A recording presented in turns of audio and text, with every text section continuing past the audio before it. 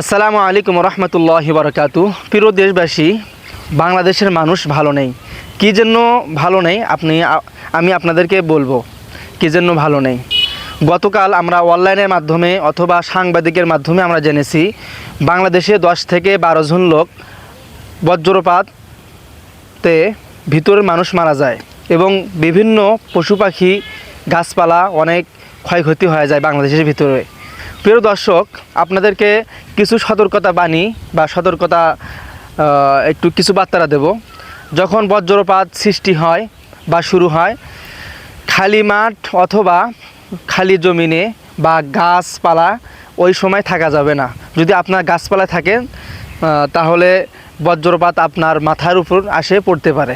দ্বিতীয় নাম্বার হচ্ছে, যখন বজ্রপাত সৃষ্টি হয় বা শুরু হয় ওই সময় কোনো লোহা জাতীয় জিনিস, ধাতু জাতীয় জিনিস অথবা সাইকেল বা ছাতা বা যে কোনো লকার বা টাচফোন হতে পারে, এরকম জিনিস সাথে রাখা যাবে না। তারপর জমিনে যখন বজ্রপাত সৃষ্টি হয় ওই সময় ধান ফসল কোনো কিছু কাজ করা যাবে না, দ্রুত আপনি বাড়িতে চলে যাবেন। প্রিয় দর্শক, আপনাদেরকে আমরা যে বার্তাটা দিচ্ছি এইভাবে যদি আপনারা শোনেন বা মানেন তাহলে আপনাদের প্রাণ বাঁচে। আমি বাংলাদেশের প্রধানমন্ত্রী তারেক রহমান জিয়াকে বলবো যেন এই ক্ষয়ক্ষতি এবং বাংলাদেশের মানুষের যে ক্ষয়ক্ষতি হয়েছে এই পাশে দাঁড়াবেন। এবং বাংলাদেশের উত্তর অঞ্চলে 2 জন ব্যক্তি মারা গেছে, তারা অসহায় অবস্থায় রয়েছে, তাদেরকে যেন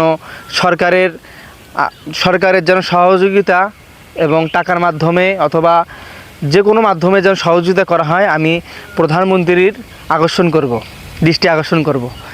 দিতে পারে। প্রিয় দর্শক, সবাই ভালো থাকবেন, সুস্থ থাকবেন এবং হাফেজ মিডিয়ার পক্ষ থেকে আপনাদেরকে শুভেচ্ছা এবং অভিনন্দন জানিয়ে এই ভিডিও এই পর্যন্ত। সবাই ভালো থাকবেন। আসসালামু আলাইকুম।